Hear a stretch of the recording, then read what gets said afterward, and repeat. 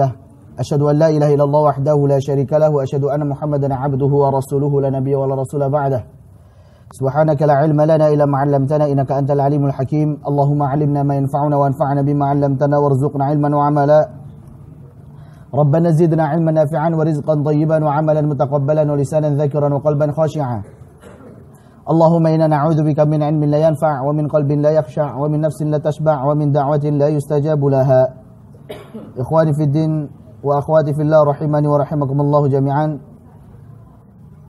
Kaum muslimin dan muslimat yang semoga dirahmati oleh Allah Subhanahu wa taala. Alhamdulillah pada malam hari ini Allah Subhanahu wa taala masih memberikan banyak sekali kenikmatannya kepada kita. Allah Subhanahu wa taala banyak sekali memberikan kenikmatan kepada kita, di antaranya adalah nikmat Islam, nikmat iman, nikmat kesehatan, nikmat taufik, memudahkannya kita untuk melaksanakan amalan ibadah di dalam kehidupan kita ini, alhamdulillah. Dan itu semuanya adalah nikmat yang agung yang selayaknya kita syukuri, agar Allah Subhanahu wa taala menjaga nikmat tersebut di dalam diri kita sampai nanti ajal menjemput kita dan kita masih dalam kondisi istiqamah di atas agama Islam ini, Allahumma amin. Kaum muslimin dan muslimat yang semoga dirahmati oleh Allah Subhanahu wa taala, tentunya kita sadar bahwasanya Allah Subhanahu wa taala menciptakan kita ke dunia ini bukan untuk hal yang sia-sia belaka.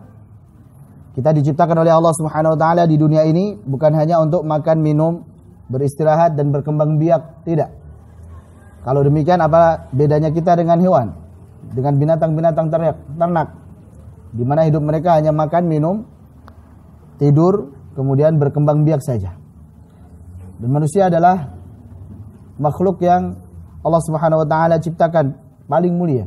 Laqad khalaqnal insana fi ahsani taqwim. Manusia dijadikan khalifah oleh Allah Subhanahu wa taala di muka bumi ini dan mendapatkan tugas yang agung di dalam kehidupan ini. Tugas tersebut adalah agar kita beribadah kepada Allah Subhanahu wa taala saja dan tidak menyekutukannya dengan suatu apapun.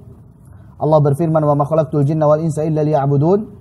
Dan tidaklah aku ciptakan jin dan manusia melainkan untuk beribadah kepadaku saja, bukan kepada selainku, kata Allah Subhanahu wa taala. Beribadah kepada Allah Subhanahu wa taala itu maknanya luas. Sebagaimana definisi dari Syekhul Islam bahwa ibadah itu adalah ismun jami'un likulli ma yuhibbuhullah wa yardah. Ibadah itu maksudnya adalah aktivitas apapun itu, yang penting itu dicintai dan diridhai oleh Allah Subhanahu wa taala. Minal aqwali wal af'ali adh-dhahirah wal batinah. Berupa perkataan maupun perbuatan yang zahir, yang terlihat, maupun yang batin, yang tidak terlihat. Maka itulah ibadah, maknanya luas. Sehingga tatkala kita menjalankan tugas di dalam kehidupan ini untuk beribadah kepada Allah Subhanahu wa taala, hidup kita, mati kita, semuanya dalam rangka beribadah kepada Allah Subhanahu wa taala. Qul inna salati wa nusuki wa mahyaya wa mamati lillahi rabbil alamin. Katakanlah bahwasanya salatku, kurbanku, hidupku, matiku semuanya hanya untuk Allah Subhanahu wa taala saja, dalam rangka untuk mencari ridha Allah Subhanahu wa taala saja, bukan yang lainnya. Sehingga bagaimana kita mewujudkan ibadah di dalam seluruh aspek kehidupan kita. Maka orang yang cerdik adalah yang menjadikan rutinitasnya sebagai ibadah, menjadikan aktivitas hariannya sebagai ibadah. Meskipun aktivitas tersebut mungkin remeh bagi sebagian kita. Kita bangun tidur, kemudian kita ucapkan alhamdulillahilladzi ahyana ba'da ma amatana wa ilaihin nusyur, ibadah. Kemudian kita pergi ke belakang, sebelumnya kita membaca doa Allahumma inni a'udzubika minal khubuthi wal khaba'ith, ibadah. Setelahnya keluar kita memohon ampun kepada Allah Subhanahu wa taala, membaca ghufranaka, ibadah. Kita juga bertaharah, membersihkan diri, bersuci. Allah Subhanahu wa taala mencintai hamba-hambanya yang bersuci lagi bertaubat kepada Allah Subhanahu wa taala. Innallaha yuhibbut tawwabin wa yuhibbul mutatahhirin, ibadah lagi. Kemudian kita melangkahkan kaki kita ke masjid dalam rangka melaksanakan salat subuh, ibadah lagi. Tidak langsung pulang, duduk sejenak membaca Al-Qur'an, ibadah lagi. Sampai nanti terbitnya matahari kita melakukan salat, ibadah lagi. Pulang ke rumah, kemudian kita menyapa keluarga kita dengan senyum, tutur kata yang baik, ibadah lagi. Kemudian kita akhirnya mandi, membersihkan diri, ibadah. setelahnya berangkat kerja dalam rangka untuk mencari nafkah untuk keluarga juga ibadah. Kemudian juga tatkala kita pulang, tatkala kita lapar, kita makan, ibadah lagi. Kita niatkan untuk menguatkan badan kita agar lebih kuat di dalam melakukan ibadah yang lainnya seperti sholat dan sebagainya. Semuanya itu ibadah. Tatkala kita berolahraga dalam rangka untuk menguatkan al-mu'minul qawiyyu khairun wa ahabbu ila Allahi minal mu'minid dha'if wa fi kullin khair. Itu ibadah lagi. Kita berolahraga menjadi ibadah. Apapun aktivitas kita, tatkala kita niatkan mencari ridha Allah Subhanahu wa taala, ibadah. Bahkan saat kita tidur sekalipun beristirahat karena memang hak badan kita adalah beristirahat, itu pun saat kita ucapkan bismika Allahumma amutu wa ahya, ibadah lagi, Masya Allah. Sehingga dari mulai bangun tidur sampai tidur lagi semuanya isinya ibadah. Ada ibadah, ada yang mahdhah, ada ghairu mahdhah.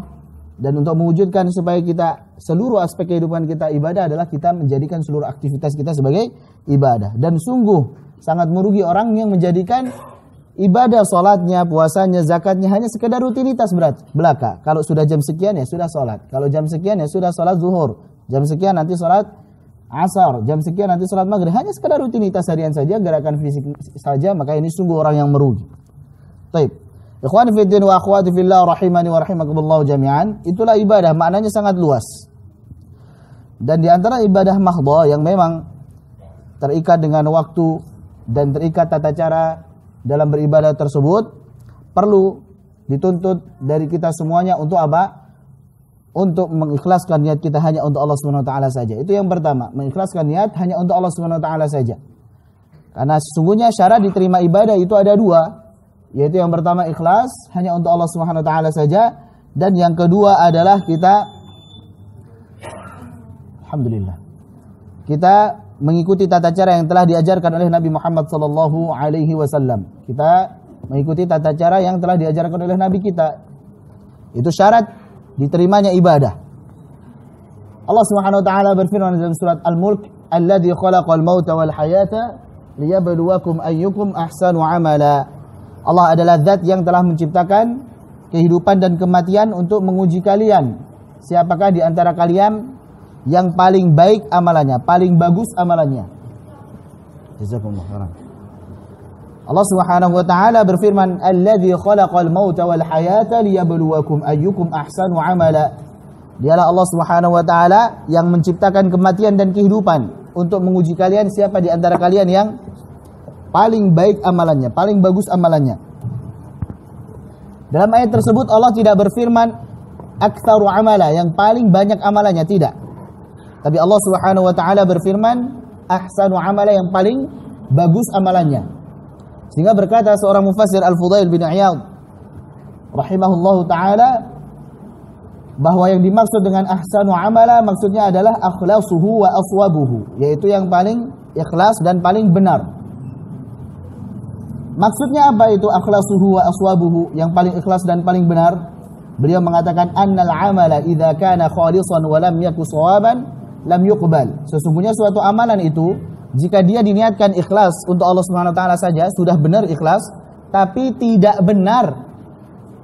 Dia sudah ikhlas untuk Allah saja, bukan karena riya, bukan karena sum'ah, tapi tata cara dalam beramal tersebut tidak benar, maka amalan tersebut tidak diterima oleh Allah Subhanahu wa taala. Wa idza kana shawaban wa lam yakun khalisan lam yuqbal. Kalaupun sudah dilakukan dengan benar tapi tidak ikhlas untuk Allah Subhanahu wa taala, maka ini pun juga tidak diterima. Hatta yakuna khalisan shawaban, sampai amalan tersebut dilakukan ikhlas dan benar. Dilakukan secara ikhlas dan benar. Wal khalisu ay yakuna lillah. Amalan yang ikhlas itu adalah saat diniatkan hanya untuk Allah Subhanahu wa taala, was-shawabu ayyakuna 'ala sunnah. Sedangkan yang dimaksud dengan benar tatkala mengamalkannya itu adalah sesuai dengan sunnah Nabi sallallahu alaihi wasallam, sesuai dengan tata cara tuntunan yang diajarkan oleh Nabi sallallahu alaihi wasallam. Itulah baru amalan yang diterima oleh Allah Subhanahu wa taala, yaitu ikhlas dan juga mengikuti petunjuk dari Nabi sallallahu alaihi wasallam. Contohnya di dalam salat kita, selain kita ikhlas untuk Allah Subhanahu wa taala saja, juga harus benar sebagaimana yang dicontohkan oleh Nabi sallallahu alaihi wasallam. Baik. Sujud itu baik tidak? Baik, tatkala kita ikhlas hanya untuk Allah Subhanahu wa taala saja tatkala sujud, apakah lantas sujud tersebut langsung diterima atau tidak? Misalkan ini sujud, dalam salat diajarkan berapa kali sujudnya? 2 kali. Misalkan kita tambahkan, kan bagus itu 3 kali. Apakah diterima sholatnya? Tidak. Kenapa? Karena tidak sesuai dengan yang diajarkan oleh Nabi SAW. Dia menambah atau mengurangi. Saya 1 kali aja lah. Apakah diterima oleh Allah SWT? Tentunya tidak, karena tidak diajarkan oleh Nabi Muhammad SAW. Itu di dalam sholat.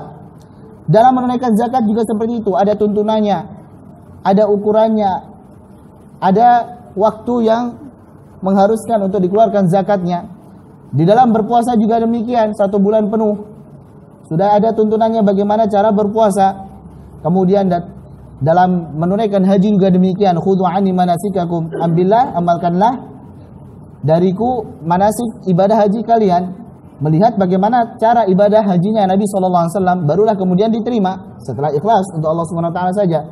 Demikian pula jangan lupa amalan-amalan yang lain lebih banyak. Contohnya adalah membaca Al-Quran. Jadi membaca Al-Quran itu ibadah bukan? Ibadah.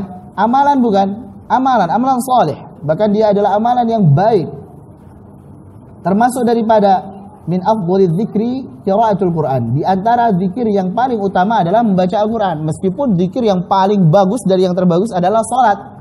Wa aqimus sholata lidzikri, dan dirikanlah, tegakkanlah salat untuk berzikir, untuk mengingatku, kata Allah Subhanahu wa taala. Kenapa salat itu adalah zikir yang paling baik? Karena di dalam salat terkumpul Al-Quran, terkumpul bacaan Al-Quran, ada di salat. Kalau ada yang berpendapat Al-Quran yang paling baik, tahlil yang paling baik, tasbih yang paling baik, tahmid yang paling baik, maka itu semua terkumpul di dalam solat. Dalam solat ada bacaan Al-Qurannya, dalam solat ada tahlilnya, dalam solat ada solawatnya, dalam solat ada tahmidnya, ada tasbihnya, semuanya ada di dalam solat. Sehingga solat adalah ibadah yang paling utama, zikir yang paling utama adalah menunaikan solat. Nah, tatkala kita membaca Al-Quran tadi, beribadah kepada Allah dengan membaca Al-Quran, selain kita dituntut untuk ikhlas, bacaan Al-Quran kita adalah riya'an wala sum'ah, bukan karena dilihat oleh orang ataupun karena ingin dipuji orang, tapi murni mencari ridha Allah Subhanahu wa taala. Selain itu juga dituntut apa? Untuk mengikuti tata cara yang diajarkan oleh Nabi sallallahu alaihi wasallam. Tidak sembarangan. Ada orang, saya baca Al-Quran saja, saya ikhlas kok yang penting, tapi sembarangan, tidak pernah dia belajar Al-Quran tersebut, tidak tahu cara baca yang benar bagaimana, tidak pernah belajar teorinya dalam ilmu tajwid. Maka bagaimana perkiraannya? Apakah dia akan melaksanakan atau menjalankan ibadah bacaan Al-Quran tersebut dengan benar atau bagaimana? Tentunya potensi salahnya itu lebih besar karena dia tidak belajar, karena dia tidak mengikuti tata cara yang telah diajarkan oleh Nabi SAW. Dengan demikian, dalam membaca Al-Quran, dalam belajar Al-Quran, atau yang biasa sering disebut dengan tahsin, ataupun belajar teori tajwid, maka itu kita perlu untuk apa? Berguru, perlu untuk mencari guru. Sehingga tatkala kita belajar dari guru, di mana guru tersebut belajar dari gurunya lagi sampai kepada Rasulullah SAW, maka insya Allah kita yakin bahwasanya bacaan yang kita baca ini sesuai dengan yang diajarkan oleh Nabi Muhammad SAW. Pertanyaan adalah bagaimana Rasulullah SAW menerima wahyu Al-Quran? Apakah tiba-tiba langsung beliau bisa baca? Langsung dari Allah begitu saja, atau diajari oleh malaikat Jibril, ditalkin oleh malaikat Jibril, kemudian beliau mengikutinya? Tentu kita tahu bahwasanya beliau diajari oleh malaikat Jibril. Wa innaka latulaqqal Qur'ana min ladun hakimin alim. Nabi SAW talaki, belajar langsung dengan Jibril. Beliau sebagai muridnya, Jibril sebagai gurunya. Fa idza qara'nahu fattabi' Qur'anah, kata Allah Subhanahu wa taala. Tatkala kami bacakan, sudah selesai kami baca, maka ikutilah bacaan tersebut. Jadi bacaan Nabi SAW itulah bacaan yang diajarkan oleh Jibril alaihissalam dari Allah Subhanahu wa taala. Bukan langsung tiba-tiba begitu saja, tidak. Ini menunjukkan, mengajarkan kepada kita agar kita dalam membaca Al-Quran itu perlu berguru. Nabi SAW tatkala beliau sudah membaca dengan baik dari malaikat Jibril alaihissalam, maka beliau pun mengajarkan kepada murid-muridnya, yaitu para sahabat. Para sahabat ditalkin oleh beliau, kemudian mereka membacanya, mereka mengikutinya. Kemudian tidak cukup sampai di situ, para sahabat mengajarkan kepada murid-muridnya, yaitu tabi'in. Tabi'in mengajarkan kepada murid-muridnya lagi, atba'ut tabi'in, dan seterusnya sampai kepada kita. Nah inilah, tatkala kita berusaha untuk beramal, untuk beribadah, membaca Al-Quran, maka itu sebenarnya juga ada tuntunannya. Ada tata caranya yang telah diajarkan oleh Nabi SAW, tidak sembarangan. Pernah suatu ketika, hadis dari Abu Darda radhiyallahu anhu, ada seseorang yang membaca Al-Quran tatkala sendiri kemudian didengarkan oleh Nabi SAW, maka kemudian orang tersebut melakukan kesalahan, ada salah baca. Nabi SAW sami'ar rajul qara'a falahana, membaca Al-Quran kemudian salah, melakukan lahan, maka beliau pun mengabarkan kepada para sahabatnya, arsyidu akhakum, ini saudara kalian ini ajari supaya tidak salah dalam membaca, enggak sembarangan. Dan Nabi SAW pun juga menunjuk para sahabat untuk mengajarkan sahabat-sahabat yang lainnya. Tidak semua mereka langsung layak mengajar Al-Quran, tapi yang ditunjuk oleh Nabi SAW itulah yang memiliki kapasitas, yang diakui, yang ditazkiyah, yang direkomendasikan oleh Nabi SAW. Beliau bersabda, khudul Qur'ana min arba', ambillah Al-Quran, pelajari Al-Quran dari 4 orang ini. Ini yang paling bagus. Siapa mereka? Yaitu Abdullah bin Mas'ud, Mu'adz bin Jabal, Ubay bin Ka'ab, dan juga Salim maula Abi Hudzaifah. Inilah yang secara langsung direkomendasikan oleh Nabi SAW, yang para ulama mengatakan bahwasanya itulah asal mula ijazah sanad dalam Islam, ijazah sanad Al-Quran dalam Islam. Secara tidak langsung jelas sekali bahwasanya di sini Rasulullah SAW memberikan tazkiyah, rekomendasi, membolehkan sahabat yang 4 tadi untuk mengajarkan Al-Quran kepada sahabat-sahabat yang lain. Demikian. Nah, inilah ikhwani fiddin wa akhwati fillah rahimani wa rahimakumullah jami'an, sehingga tatkala ingin bacaan Al-Quran kita itu benar, kita harus belajar. Tidak bisa otodidak belajar sendiri. Tidak bisa juga kita seenaknya sendiri, pilih-pilih. Saya langsung pengennya ngafal saja, padahal bacaannya belum bagus. Ada tahapan-tahapan yang nantinya kita akan jelaskan insyaallah, tapi yang paling pertama harus diingat bahwasanya belajar Al-Quran itu butuh bimbingan guru, tidak bisa otodidak. Itu poin penting yang pertama. Saat belajar Al-Quran harus ada yang mengoreksi, harus ada yang menyimak bacaan kita, tidak bisa belajar sendiri, nggak bisa. Kenapa demikian? Ya tadi Nabi SAW saja belajar kepada Jibril, sahabat belajar kepada Nabi Muhammad SAW, tabi'in belajar kepada sahabat, terus sampai kepada kita. Maka benarlah perkataan Syekh Utsman, beliau mengatakan dalam Haqqut Tilawah, fa'ala qari'il Qur'an ay ya'khudha tilawatahu an tariqit talaqqi wal isnadi 'an syuyukhil akhidina 'an syuyukhihim kay yasila ila ta'akkudin min anna tilawatahu tutabiqu ma jaa'a an Rasulillah.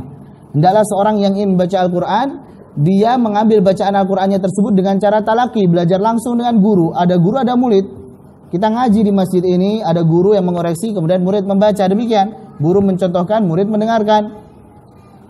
Harus dengan talaki seperti itu. Wal isnad, dan memperhatikan runtutan sanadnya. Ini guru saya belajar dengan guru yang mana ini?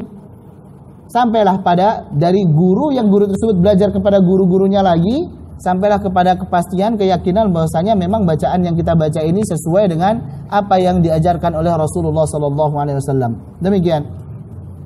Itu yang pertama, bimbingan guru. Dan tatkala Al-Imam Asy-Syafi'i di dalam bait syairnya beliau menasihatkan bagaimana cara kita agar mendapatkan ilmu, di antaranya adalah suhbatu ustadzin.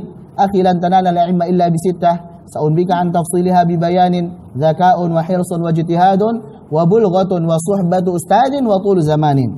Saudaraku, engkau tidak akan pernah sekalipun mendapatkan ilmu kecuali dengan 6 hal. Apa saja itu? Saya akan menjelaskannya secara rinci dengan jelas. Yang pertama adalah zaka'un, kecerdasan. Kita semuanya diberkahi kecerdasan oleh Allah Subhanahu wa taala.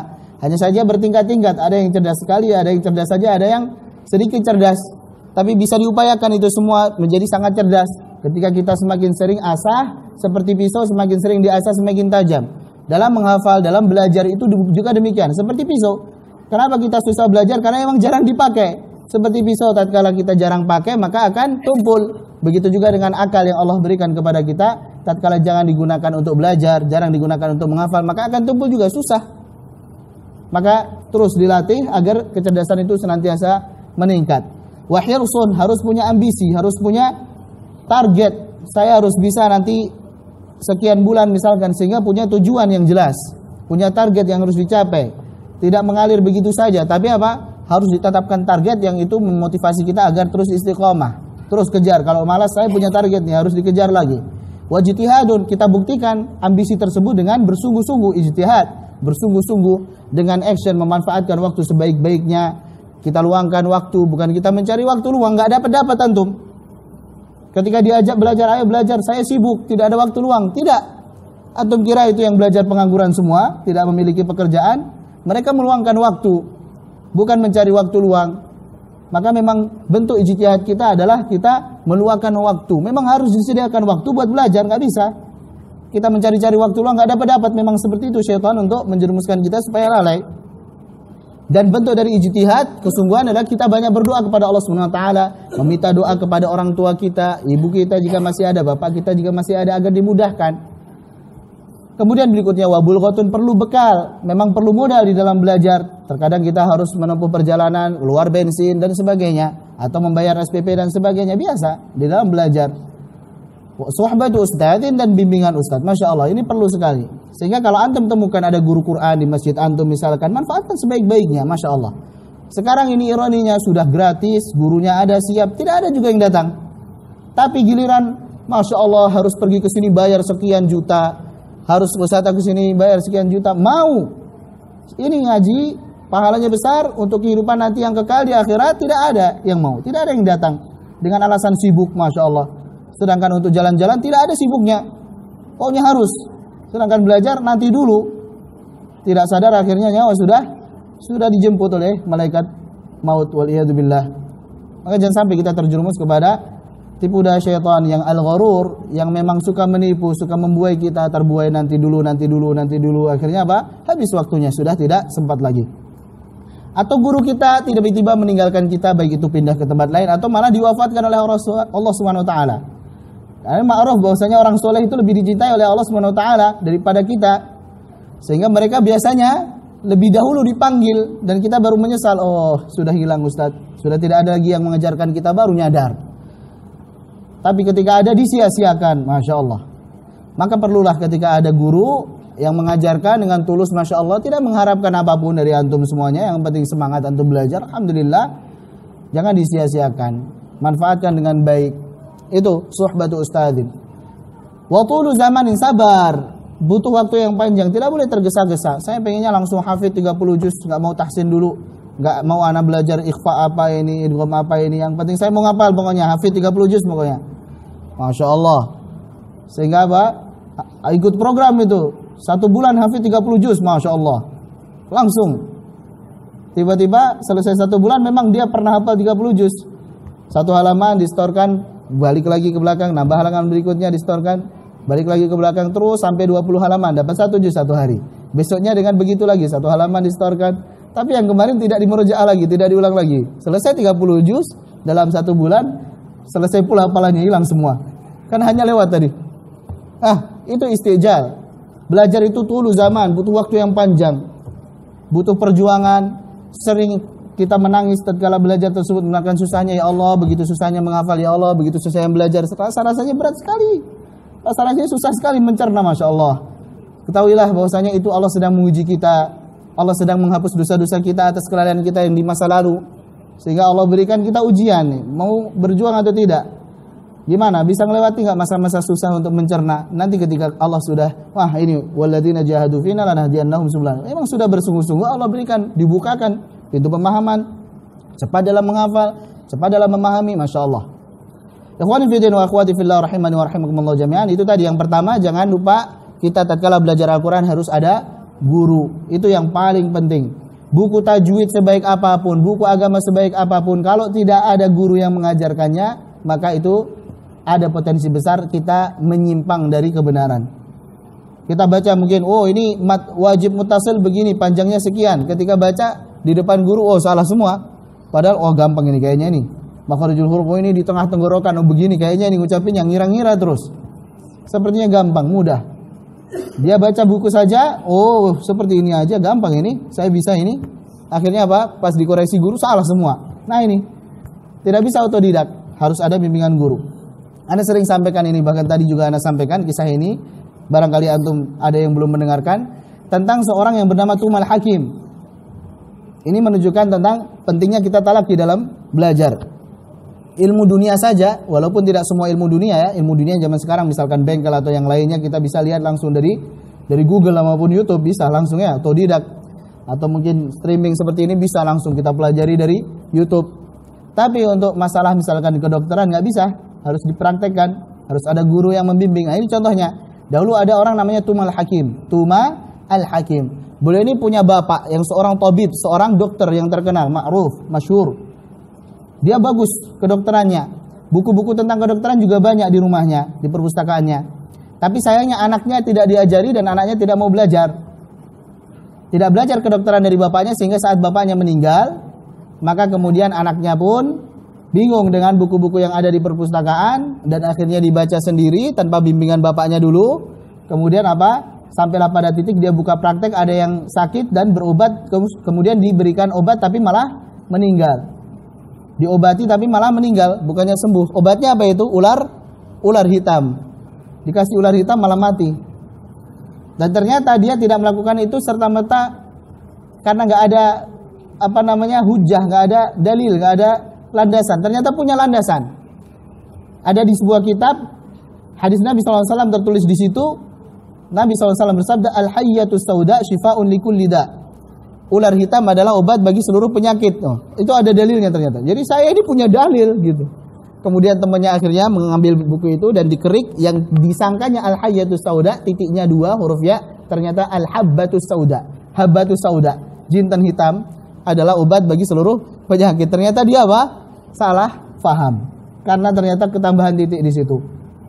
Karena tidak ada guru yang membimbingnya, otodidak, sehingga orang pun akhirnya ada yang meninggal. Nah, ini masalah besar nyawa, apalagi masalah agama, sehingga tidak heran kalau sebenarnya ada penyimpangan dan sebagainya dalam agama, sesat dan menyesatkan, karena bisa jadi salah satunya dia apa? Tidak berguru, tidak talaki dengan guru, tidak dibimbing oleh guru, belajar otodidak sendiri, pemahaman sendiri. Sepertinya seperti ini nih kayaknya nih, rasa-rasanya kayaknya seperti inilah. Seperti itu. Sehingga seorang penyair Abu Hayyan beliau mengatakan, yadhunnul ghumru annal kutbah tahdi aqafahmin li idrakil ulumi. Orang yang pandir, al-ghumru itu orang yang pandir, menyangka bahwasanya buku-buku yang banyak itu kalau sudah dibaca maka pasti akan membuat kita paham tentang ilmu. Udah baca buku aja, ntar juga paham gitu. Apakah demikian? Tidak. Wa ma yadril jahulu anna fiha ghawamid hayyarat aqlal fahimi. Dan orang yang sangat bodoh, al-jahul itu sangat bodoh, tidak tahu bahwasanya di dalam buku-buku tersebut ada hal-hal yang membuat bingung bahkan orang-orang yang cerdik sekalipun. Orang cerdik sekalipun belajar sendiri pasti bingung, apalagi yang sangat bodoh gitu. Idza rumtal uluma bighairi syaikhin dhalalta 'anit tariqil mustaqim. Jika engkau itu belajar tanpa bimbingan guru, maka engkau akan tersesat dari jalan yang lurus. Wa taltabisul umuru 'alaika hatta takuna adalla min tumal hakimi. Dan seluruh perkara itu akan tercampur aduk, membuatmu bingung, sehingga engkau menjadi orang yang lebih sesat daripada tumal hakim. Yang dicerita tadi, tumal hakim. Nah, ini orang yang dia bodoh tapi so tahu, ya, dia berfatwa yang bukan dia ilmui, karena belajar sendiri, otodidak. Sehingga ada syair lagi yang lebih pedas menyindir beliau, bahwa beliau ini tumal hakim ini punya keledai. Kemudian diibaratkan keledainya ini bisa ngomong. Keledainya ngomong begini, yaqulu himarul hakimi yauman.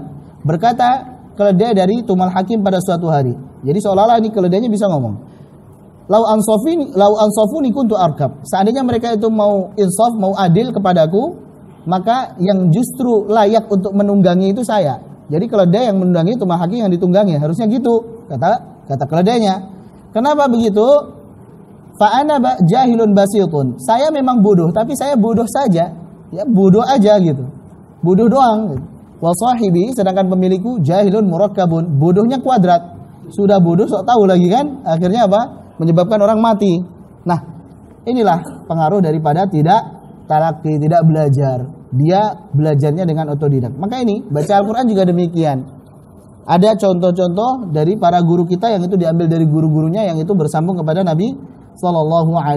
Naam. Ini poin pertama. Jadi jangan lupa mencari guru yang mutqin, yang bagus, yang dhabit, yang memang menguasai, yang pakar di bidangnya. Itu yang pertama.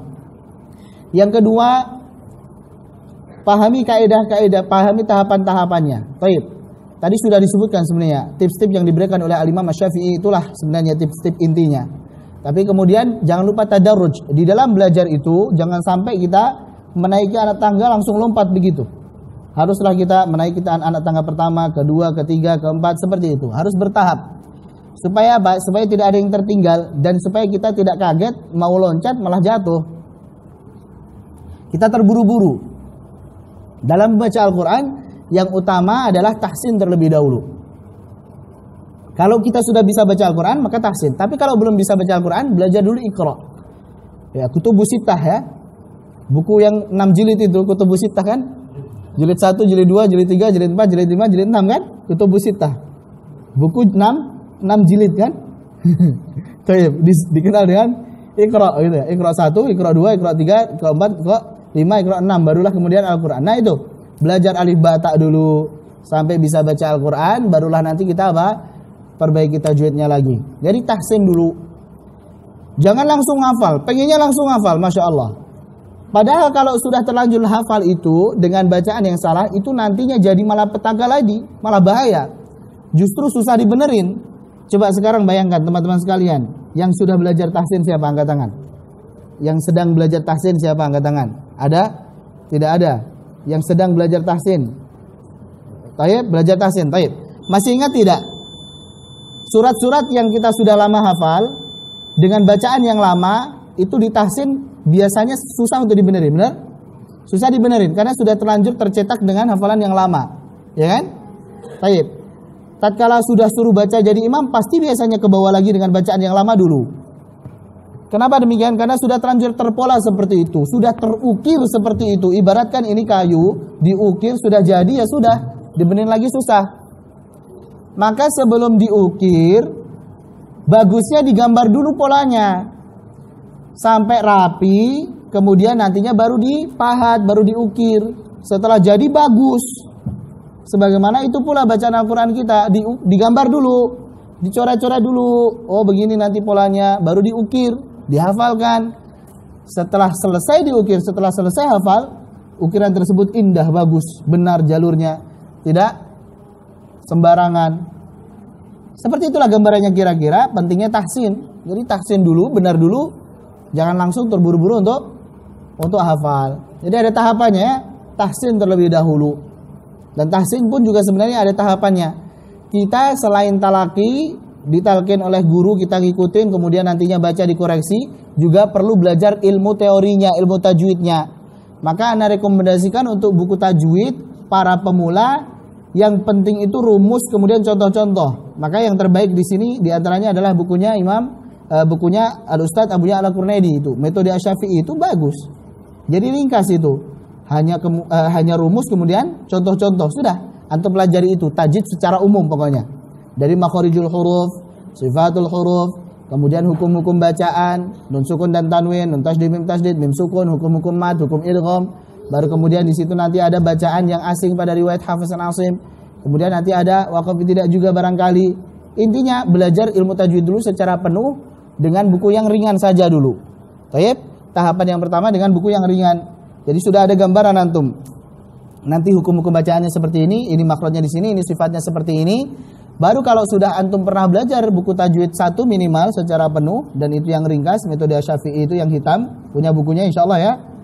Maka antum bisa lanjut dengan buku-buku tajwid lain yang mutaqaddimin, ulama mutaqaddimin seperti yang berbentuk matan Tufatul Atfal, matan Jazariyah, Sakhawiyah, kemudian matan Salsabil Syafi, kemudian yang lain sebagainya. Nah, azan dulu.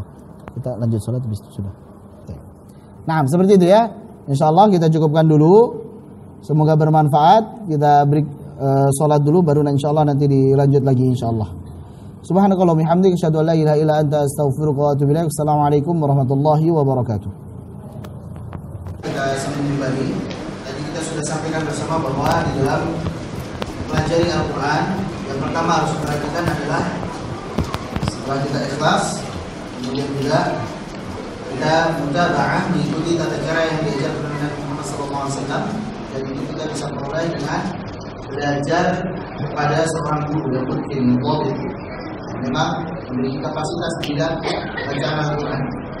Itu yang pertama. Yang kedua tadi tahapan tatkala kita Bismillahirrahmanirrahim. Alhamdulillah wassalatu wassalamu ala Rasulillah ma ba'du. Belajar Al-Quran yang pertama Wa nabiyyu wa akhwati fillah rahimani wa rahimahullah. Tapi alhamdulillah kita sambung kembali. Tadi kita sudah sampaikan bersama bahwa di dalam mempelajari Al-Quran yang pertama harus diperhatikan adalah setelah kita ikhlas, Kemudian juga Dari awal kita belajar Iqra kita harus belajar mutaba'ah dari mengikuti mulai tata cara memahami yang juga. diajarkan oleh Nabi Muhammad SAW, dan itu kita bisa peroleh dengan Dari awal pengenalan belajar budaya, kepada membaca seorang guru Al-Quran yang itu mungkin sudah mubabit, diajar yang memang dengan memiliki kualitas kapasitas di bacaan bidang yang bagus. bacaan Kita Al-Quran. lulus Iqra sudah bisa baca Itu yang Al-Quran, pertama. bacaannya juga sudah bagus.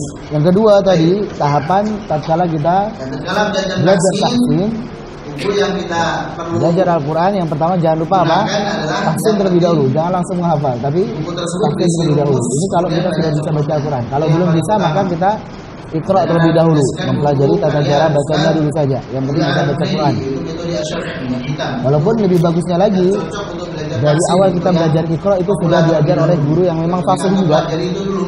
supaya tidak sembarangan juga. Ketika itu sudah Jadi dari awal pengenalan huruf hijaiyah, membaca Al-Quran itu sudah diajar dengan kualitas bacaan yang bagus. Sehingga lulus Iqra sudah bisa baca Al-Quran, bacaannya juga sudah bagus. Baik. Minimal banget adalah Dan tatkala belajar tahsin, buku yang kita perlu gunakan adalah yang penting buku tersebut berisi rumus, kemudian banyak contohnya. Itu yang paling utama. Dan anda rekomendasikan buku karya Al-Ustaz Abdullah Al-Hunaidi, yaitu metode Asy-Syafi'i yang hitam. Itu yang cocok untuk belajar tahsin, untuk yang pemula terlebih dahulu. Yang penting antum pelajari itu dulu. Ketika itu sudah khatam, antum sudah tahu secara global, oh ini hukumnya seperti ini, oh ini makhrajnya huruf ini dari sini, oh sifatnya ini. Baru kemudian melangkah pada pelajari matan-matan tajwid, dihafalkan. Minimal banget adalah Tuhfah dan Jazariyah. Tuhfatul Atfal yang berisi tentang hukum tajwid, sukun tanwin, min tasdid, min sukun, idgham, lam ta'rif, kemudian hukum-hukum mat. Nah, itu yang dipelajari pada Tuhfatul Atfal. Untuk pemula ya, berisi 61 bait. Ini dipelajari, dihafalkan bait syairnya, kemudian dipelajari syarahnya. Kemudian Jazariyah mempelajari tentang makhrajul huruf, sifatul huruf, tebal tipis. Berisi juga hukum-hukum bacaan, meskipun dan dan sebagainya tadi. Ada juga waqaf ibtida. Ada juga sebagian dari rasm, hukum maktub mausul, dan juga apa? Hukum ta. Ini di Jazariyah. Itu inti daripada yang itu Fathul Atfal tadi. Ini dihafalkan kurang lebih 107 bait. Dihafalkan, dipelajari syarahnya. Nah itu. Kalau ini tadi belum, maka jangan langsung menghafal ya. Harus minimal sekali 2 matan ini. Minimal sekali pelajari matan ini 2 ini. Ini adalah wajib sunnah, wajib pada cabang ilmu tertentu. Maksudnya, anda wajibkan antum untuk menghafal ini. Itu artinya bukan wajib syar'i. Beda ya wajib syar'i yang ketika dilakukan mendapatkan pahala ditinggalkan berdosa, seperti sholat dan sebagainya. Bukan itu maksudnya. Tapi wajib sunnah ini, yaitu kewajiban yang diputuskan pada cabang ilmu tertentu saja. Jadi seorang guru mewajibkan muridnya untuk melakukan ini. Gitu. Artinya apa? Ketika dia tidak melakukannya, tidak berarti dia dicatat dosa oleh Allah SWT. Tidak. Ini saja itu memang peraturan dari cabang ilmu tersebut. Maka kita harus menghafal Tuhfatul Atfal dan Jazariyah. Itu tahapannya ya. Baru nanti matan tentang waqaf ibtida dipelajari. Waqaf ibtida dipelajari supaya kita bisa apa? Bisa berhenti di tempat yang tepat dan mulai kembali di tempat yang tepat. Tadi Anda sudah jelasin juga di tempat yang lainnya bahwa tatkala belajar tahsin itu, belajar tajwid itu, komponen-komponennya yang harus diketahui. Yang pertama, kita mempelajari fasahatul huruf terlebih dahulu. Fasahatul huruf, bagaimana memfasihkan huruf hijaiyah. Itu tahap yang pertama, yaitu memfasihkan huruf hijaiyah. Karena Al-Quran ini komponen terkecilnya adalah huruf hijaiyah. Sehingga itulah yang harus kita perbaiki supaya nantinya secara umum satu Al-Quran bisa bagus. Jadi diperbaiki dari yang paling kecil terlebih dahulu, yaitu huruf hijaiyah. Dari mana makronnya, kemudian seperti apa sifatnya, apakah tebal, apakah tipis, kemudian bagaimana cara mengucapkan harokatnya dengan sempurna. Vokalnya harus sempurna, harus jelas. Ya, kalau A jadi A, kalau O jadi O, kalau I jadi I, kalau U jadi U. Jelas, jangan tercampur aduk. Mahfum ya ini ya, fasahatul huruf, memfasihkan huruf hijaiyah. Itu yang pertama. Yang kedua adalah hukum-hukum tajwid, ahkam tajwid. Hukum-hukum tajwid ini maksudnya adalah tatkala sudah bagus pengucapan setiap hurufnya, setiap huruf itu dirangkai. Jadi pertemuan huruf ini ketemu dengan huruf ini nanti menimbulkan hukum di dalam ilmu tajwid. Nun sukun ketemu dengan qaf, nanti lahirlah hukum apa? Ikhfa hakiki misalkan. Jadi min qabli yang asalnya min qabli menjadi min qabli, kan begitu. Ini namanya hukum ikhfa hakiki. Itulah yang dibahas pada hukum-hukum bacaan. Hukum-hukum bacaan itu bisa jadi nun sukun dan tanwin, hukum nun tasdid, hukum mim sukun. Nantinya ada hukum lam sukun. Kalau huruf lam ini ketemu dengan huruf ini, bagaimana cara bacanya, begitu. Hukum panjang pendek, kalau ada huruf berharokat fathah ketemu dengan alif, jadi dipanjangkan 2 harokat. Kalau ternyata ketemu lagi dengan hamzah, nanti panjangnya lebih dari 2 harokat, begitu. Kalau ketemu dengan sukun atau tasdid dalam satu kata misalkan, maka panjangnya jadi 6 harokat. Itu berarti apa? Tajwid, hukum-hukum bacaan. Itu memperbaiki apa? Kata di dalam Al-Quran. Kalau tadi falsafatul huruf memperbaiki huruf. Bagaimana memfalsukan huruf? Kalau hukum-hukum tajwid memperbaiki apa? Kata di dalam Al-Quran. Sudah bagus setiap katanya disusun menjadi sebuah kalimat. Menjadi apa? Jumlah mufidah sebagai kalam atau jumlah mufidah dalam bahasa Arabnya. Kalau bahasa Indonesia kalimat yang sempurna. Yaitu nanti menjadi apa? Menjadi tahapan waqaf dan ibtida. Bagaimana kita berhenti di tempat yang tepat, titik komanya harus pas, jangan sampai salah, karena nanti bisa dipahami yang lain dengan pemahaman yang salah. Oh, di sini harusnya lanjut nih, jangan berhenti. Kalau berhenti antum belum tuntas ini, nantinya ada di lain maknanya, kan gitu. Kalau kita ngomong bahasa Indonesia saja kan juga ada titik komanya kan. Tiba-tiba belum tuntas kita berhenti kan jadi maknanya lain. Atau bingung maksudnya apa sih kamu ngomong ini? Atau harusnya sudah titik kita malah lanjut. Nanti maknanya juga jadi lain, jadi berubah dari apa yang diinginkan gitu. Nah, ini pelajaran apa? Waqaf dan ibtida. Nah, itu. Ini supaya kita bisa memperbaiki seluruh bacaan Al-Qur'an kita tahapannya seperti itu. Baik. Kurang lebih seperti itu sebenarnya dalam belajar tafsir. Yang berikutnya harus kita tahu adalah tadi 6 tips yang diberikan oleh Imam Syafi'i, yaitu kecerdasan sudah Allah berikan, itu mudah. Kemudian harus punya target dalam belajar, harus punya target. Kemudian harus ada kesungguhan. Kemudian ada bekal ya. Jadi tadi kecerdasan, kemudian target, kemudian kesungguhan, kemudian bekal, kemudian bimbingan ustaz, kemudian apa? Tulu zaman dan juga panjangnya waktu. Panjangnya waktu. Ada tambahan juga tips dari Imam Syafi'i, yaitu menghindari maksiat. Menghindari kemaksiatan apapun itu, khususnya lagi adalah maksiat mata, maksiat hati, yang itu akan membuat hati kita tidak tenang, akan membiarkan hafalan kita, membiarkan hafalan kita. Maka di masa ini saja pernah tidak sengaja melihat betis seorang perempuan yang tersingkap, kemudian Allah tegur dengan hilang sebagian hafalannya. Dan dia pun mengeluhkan, beliau rahimahullah ta'ala mengeluhkan kepada gurunya Imam Waqi'. Beliau mengatakan syakautu ila waqi'in fi'a hifzi, saya mengeluhkan, mengadukan jeleknya hafalan saya. Insyaallah kalau beliau mengatakan jeleknya hafalan saya kepada guru Imam Waqi'. Padahal bagaimana cerdasnya Imam Syafi'i itu Masya Allah. Antum tahu kalau beliau itu diibaratkan ya di dalam riwayat, kalau mau ngafal yang bagian kanan, yang kiri ditutup dulu supaya nggak sengaja kehafal. Saking cerdasnya intinya. Kalau kita mau dibuka semua pun juga nggak hafal-hafal gitu. Ini mau dibaca berkali-kali belum hafal-hafal. Ini beliau saking cerdasnya, dengan tawadhunya beliau mengatakan jeleknya hafalan saya, Masya Allah. Ternyata apa? Tadi ada kronologinya, hilang hafalannya. Hilang hafalan karena teguran dari Allah SWT. Ini justru kalau antum bermaksiat terus hafalannya hilang, itu bersyukur, Allah masih sayang. Tapi kalau semuanya tidak maksiat jalan terus, hafalannya masih lancar juga, ini istidraj namanya. Ada orang yang memang nggak pernah murojaah, kemudian maksiatnya jalan terus, nggak ditegur oleh Allah SWT, hafalannya masih lancar. Sehingga dia menganggap bahwasanya ya sudah, itu sah-sah saja saya melakukan dosa. Itu justru apa? Istidraj.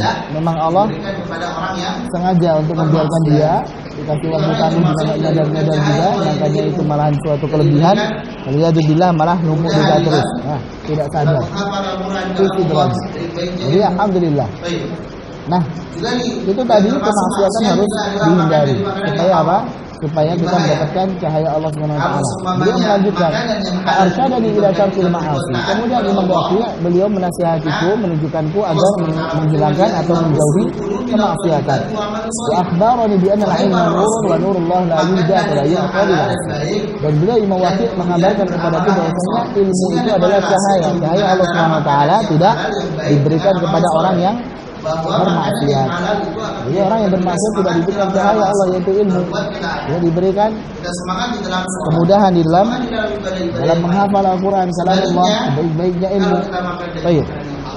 Juga yang termasuk maksiat juga adalah makan dari makanan yang haram. Nah, ini bahaya. Kalau seumpamanya makanan yang halal itu menyebabkan kita berbuat taat kepada Allah, karena Allah SWT berfirman, ya ayyuhar rusul kulu minat thayyibati wa amalu shalihah. Wahai para rasul, makanlah dari yang halal dan baik dan kemudian beramalah yang soleh. Di sini ada korelasi, ada hubungan antara makanan yang halal yang baik dengan amalan soleh. Bahwa makanan yang halal itu akan menyebabkan kita semangat di dalam beramal soleh, berbuat ketaatan. Kita semangat di dalam sholat, semangat di dalam ibadah-ibadah yang lain. Sebaliknya, kalau kita makan dari makanan yang haram, pasti akan membuat badan kita ini malas untuk beribadah, mager untuk ibadah, malas untuk sholat, malas untuk zakat, malas untuk baca Al-Quran, malas untuk belajar, malas untuk berbuat baik intinya. Tapi kalau untuk kemaksiatan udah hal yang sia-sia, kok sepertinya ringan malahan. Nah, itu berarti apa? Bisa jadi karena makanan yang kita makan itu ada yang berunsur haram. Bisa jadi ada riba di situ, atau diperoleh dari cara ghus, dari cara menipu, atau dengan zalim tanpa hak, ataupun yang lain sebagainya. Di mana makanan haram tersebut menyebabkan kita malas dari berbuat yang soleh dan juga menjadikan kita berat di dalam belajar, susah mencerna, susah mengaku. Baik, semoga istri kita ini bermanfaat, tidak perlu berpanjang lebar. Intinya dari itu semuanya adalah kalau kita ingin baca Al-Quran harus perhatikan selain ikhlas juga kita harus mengikuti, harus tahu dulu bagaimana sih cara baca Nabi SAW. Bagaimana tahunya kita tidak pernah mendengar cara langsung baca beliau, dengan belajar dari guru yang bisa dipertanggungjawabkan. Kemudian juga jangan sampai antum belajar itu lompat-lompat ya, bertahap sesuai dengan tahapannya. Harus sabar mengikuti tahapan-tahapan tersebut. Jangan langsung melihat orang Masya Allah itu sudah hafid 30 juz, kemudian saya langsung pengen juga hafid 30 juz. Jangan. Itu yang hafid 30 juz itu pernah berdarah-darah istilahnya, dari mulai baca Al-Quran lebih dahulu, dari mulai tahfidz lebih dahulu, sampai pada titik yang kita menginginkannya. Kita pengennya langsung di titik itu, padahal tidak tahu perjuangannya seperti apa. Atau kita ketika belajar susah, menghafal susah, kayaknya lihat ustadz ini enak ya, jarang ngaji ketika kelihatannya, tapi kok hafalannya lancar. Masya Allah, dia tidak tahu bahwasanya gurunya dulu juga mengalami apa yang dia alami, melalui tahapan yang dilalui pula. Susah menghafal ya, kadang memang harus nangis ya, saking susahnya menghafal itu. Tapi sabar, mampu untuk melewati rintangan itu, akhirnya sampai di titik sekarang ini. Baik. Kita cukupkan insyaallah. Subhanakallahumma wa bihamdika asyhadu an la ilaha illa anta astaghfiruka wa atubu ilaik. Assalamualaikum warahmatullahi wabarakatuh.